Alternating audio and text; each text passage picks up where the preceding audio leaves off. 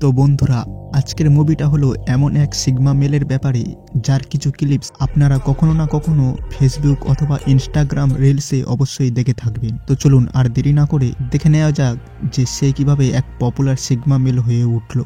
আর হ্যাঁ, মুভির শেষে এই মুভিটার সত্য ঘটনাটা জেনে আপনিও অবাক হয়ে যাবেন, সেই জন্য ভিডিওটা লাস্ট পর্যন্ত দেখতে থাকুন। তো সময়টা ছিল সাল 1998।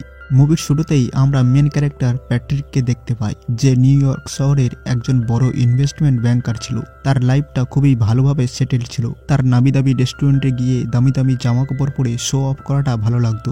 আজ সে তার সাথে রেস্টুরেন্টে বসে থাকা বড়লোক বন্ধুদেরকে এইসব দেখিয়ে শো অফ করছিল। যদিও তাদের মধ্যে কিছু বন্ধুদেরকে প্যাট্রিক পছন্দ করতো না। প্যাট্রিক তাদেরকে নিজের লাইফস্টাইলের ব্যাপারে বলতে থাকে, যে সে ডেলি কি কি জিনিসপত্র ব্যবহার করে, যেমনটা হলো ডিজাইনারদের তৈরি জামা কাপড়, দামি দামি ফার্নিচার, স্পেশাল মিউজিক কালেকশন আর আরো অনেক কিছু। তার সাথে বসে থাকা বন্ধুরাও অনেকটা তার মতোই ছিল। ঠিক তখনই তার একটা বন্ধু তার থেকে বেশি শো অফ করার জন্য নিজের ভিজিটিং কার্ড দেখায়, যেটা প্যাট্রিকের ভিজিটিং কার্ডের থেকে বেশি মূল্যবান আর সুন্দর ছিল। সবাইয়ের সেটা খুব পছন্দ হয়। প্যাট্রিক প্রচুর রেগে যায় যে কিভাবে তার বন্ধু পলের ভিজিটিং কার্ড তার থেকে ভালো হতে পারে। এই সমস্ত রাগ আর পাগলামির কারণে প্যাট্রিক একটা আশ্রয়হীন লোক আর তার কুকুরকে খুবই নিষ্ঠুরভাবে হত্যা করে। এরপর কিছুদিন কেটে যায় আর ক্রিসমাসের দিন প্যাট্রিক তার সেই বন্ধু পলকে ডিনারের জন্য ইনভাইট করে। এটা সেই বন্ধুটা ছিল যার ভিজিটিং কার্ড প্যাট্রিকের ভিজিটিং কার্ডের থেকে বেশি দামি আর সুন্দর ছিল।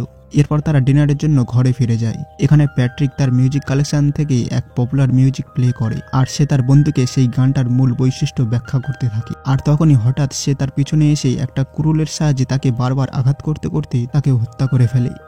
এরপর সে তার ডেড বডিকে ফেলে দেয় আর তারপর পলের ঘরে গিয়ে তার ঘরে কিছু জিনিসপত্র চেঞ্জ করতে থাকে। সে তার ঘরে লন্ডনের প্লেনের টিকিটের একটা কপি রেখে দেয়, যাতে যদি কেউ তদন্ত করতে আসে তাহলে তারা জানতে পারে যে সে এখানে নেই, বরং সে লন্ডনে চলে গিয়েছে।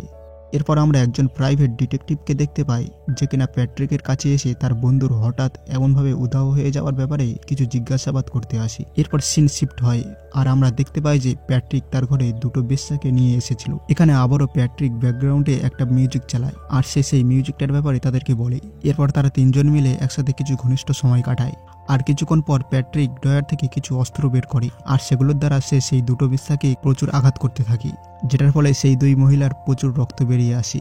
এরপর তারা দুজনে ঘর থেকে বেরিয়ে যায় আর আমরা দেখতে পাই যে তাদের দুজনের অবস্থা খুবই খারাপ হয়ে গিয়েছিল। পরের দিন প্যাট্রিক তার সেক্রেটারিকে ডিনারে ইনভাইট করে। তখন সে তাকে বলে, আমি খাবার তো খাবো না, কিন্তু আমি ড্রিঙ্কস করার জন্য অবশ্যই আসবো। এরপর রাত্রে যখন তার সেক্রেটারি তার ঘরে আসে, তখন কথা বলতে বলতে প্যাট্রিক তার পিছনে এসে তাকে পেরেক মারার বন্দুক দিয়ে শুট করার চেষ্টা করে। তখনই হঠাৎ তার ফোনে একটা ভয়েস মেল আসে, যেখানে প্যাট্রিকের হবু স্ত্রী তাকে বলে যে আমি কিছুক্ষণ পর তোমার কাছে আসছি। এটা শোনার পর সে সেটাকে লুকিয়ে ফেলে আর তারপর সে তার সেক্রেটারিকে বলে, তুমি এখন যেতে পারো। পরের দিন লাঞ্চের সময় প্যাট্রিকের সাক্ষাৎ আবার সেই প্রাইভেট ডিটেকটিভের সাথে হয়। তখন সে তাকে বলে, প্যাট্রিক, পলের হঠাৎ এমনভাবে উধাও হয়ে যাওয়ার ব্যাপারটাকে নিয়ে আমার তোমার উপরে কোনো সন্দেহ নেই, কিন্তু প্রশ্ন হলো একটাই, যে সে হঠাৎ এমনভাবে তার ঘর ছেড়ে চলে গেল কেন। আর এইসব কিছু প্যাট্রিক চুপচাপ শুনতে থাকে। এরপর পলের ঘর যেহেতু খালি পড়েছিল, সেই জন্য সে আবারও সেই দুটো বেশ্যাকে তার খালি ঘরে নিয়ে আসে। এরপর ইন্টিমেট হওয়ার সময় সে তাদের মধ্যে একজনকে মেরে ফেলে আর অন্যজন নিজের জীবন বাঁচিয়ে সেখানে থেকে পালাতে থাকে।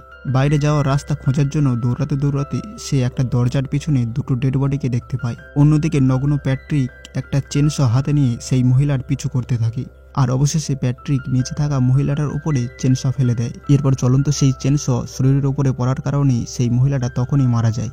এরপর কিছু সময় পেরিয়ে যায় আর একদিন রাত্রে প্যাট্রিক এটিএম ইউজ করার জন্য যাচ্ছিল।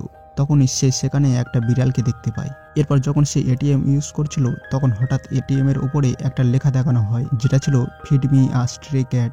এটার মানে হলো পথভ্রষ্ট বিড়ালকে আমাকে খাওয়াও। এটা দেখার পর প্যাট্রিক সেই বিড়ালটাকে মারতে চলেছিল। তখনই এক বৃদ্ধ মহিলা সেখানে এসে তাকে বাধা দেয় আর বলে, তুমি এই নিষ্পাপ বিড়ালের সাথে এটা কি করতে চলেছো।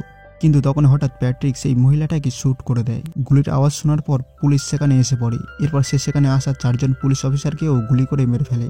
এরপর প্যাট্রিক রিয়েলাইজ করে যে সে প্রচুর মস্ত বড় ভুল করে ফেলেছে।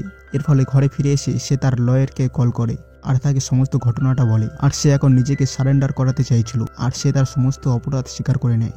এখন ফোনের উপরে তার লয়ার না থাকার কারণেই এই সব কিছু একটা ভয়েস মেল হিসাবে রেকর্ডিং হতে থাকে। এরপর প্যাট্রিকের সাক্ষাৎ আবারও সেই প্রাইভেট ডিটেকটিভের সাথে হয়, যেখানে ডিটেকটিভ তাকে জানায় যে তার একটা সোর্স লন্ডনে পলকে কিছুদিন আগে দেখতে পেয়েছে, যেটার মানে তার মার্ডার হয়নি আর সে এখনো পর্যন্ত বেঁচে আছে। সে বেশ কাউকে কিছু না বলে লন্ডনে চলে গিয়েছিল। এটা শোনার পর প্যাট্রিক প্রচুর অবাক হয়ে যায় যে এটা কিভাবে সম্ভব, আমি তো নিজের হাতেই তাকে হত্যা করেছিলাম। পরের দিন প্যাট্রিক পলের ঘরে যায়, যাতে যদি সেখানে তার মার্ডার করার কোনো প্রমাণ থেকে যায় তাহলে সেটাকে হটাতে পারে। কিন্তু সেই বিল্ডিংটা খালি ছিল আর কেউ সেই বিল্ডিংটাকে বিক্রি করার জন্য রেখে দিয়েছিল। তখন সেই প্রপার্টি ডিলারের কাছে এটা জানতে পারে যে এই ঘরের মালিক পল ছিল না। এটা শোনার পর প্যাট্রিক আবারও প্রচুর অবাক হয়ে যায়। অন্যদিকে প্যাট্রিকের সেক্রেটারি লক্ষ্য করে যে প্যাট্রিক তার অফিসিয়াল ডকুমেন্টসের ভিতরে বিভিন্ন মার্ডারের ড্রয়িং আঁকা ছিল, যেগুলো খুবই ভয়ঙ্কর দেখতে লাগছিল। এখানে আমরা এটা বুঝতে পারি যে প্যাট্রিক একজন সাইকো ছিল। পরের দৃশ্যতে আমরা দেখতে পাই যে প্যাট্রিক তার লয়ারের সাথে দেখা করার জন্য একটা রেস্টুরেন্টে যায়, যেখানে সে তাকে ভয়েস মেলার ব্যাপারে মনে করিয়ে দেয়। আর তারপর সে আবারও তাকে বলে যে সে গত কিছুদিন ধরে প্রচুর লোককে মার্ডার করেছে। এখানে তার লয়ার হাসতে শুরু করে আর তাকে বলে, তুমি নিশ্চয়ই আমার সাথে মজা করছো, আমাকে বোকা বানানোর চেষ্টা করছো, তাই না? এখানে প্যাট্রিক বলে, না, আমি একেবারে সিরিয়াস হয়েই বলছি। তখন লয়ার তাকে জানায় যে সেটা অসম্ভব, কারণ আমি গতকালই পলের সাথে ডিনার করেছি। এটা শোনার পর প্যাট্রিক প্রচুর কনফিউজ আর ক্লান্ত হয়ে যায়। সে ভাবতে শুরু করে যে পলের বেঁচে থাকার কথা প্রথমে তার প্রাইভেট ডিটেকটিভ তাকে জানিয়েছে, আর এখন তার লয়ারও সেই একই কথা বলছে। এখানে আমরা জানতে পারি যে প্যাট্রিক এতদিন যে সমস্ত মার্ডারগুলো করছিল সেগুলো আসলে প্যাট্রিকের হ্যালুসিনেশন ছিল। হ্যালুসিনেশনের মানে হলো সেই সব ঘটনার ব্যাপারে ইমাজিন করা যেগুলো বাস্তবে ঘটে না, কিন্তু আপনি সেটাকে নিজের মনের মধ্যে ইমাজিন করেন আর সেটাকে সত্যি ভাবেন। এইসব কিছু প্যাট্রিকের একটা কল্পনা ছিল, কারণ সে সেই সব লোকেদেরকে ঘৃণা করত আর সে তাদেরকে যে কোনো উপায়ে মেরে ফেলতে চাইছিল। আর সে নিজের মনের মধ্যেই একটা দুনিয়াকে কল্পনা করে যেখানে সে তাদের সবাইকে মেরে ফেলেছে। এখানে আমরা জানতে পারি যে আমাদের পপুলার সিগমা মেল ক্যারেক্টার হলো একজন সাইকো, যার মেন্টাল ডিসঅর্ডার ছিল। আর এটার সাথেই মুভির সমাপ্ত হয়ে যায়।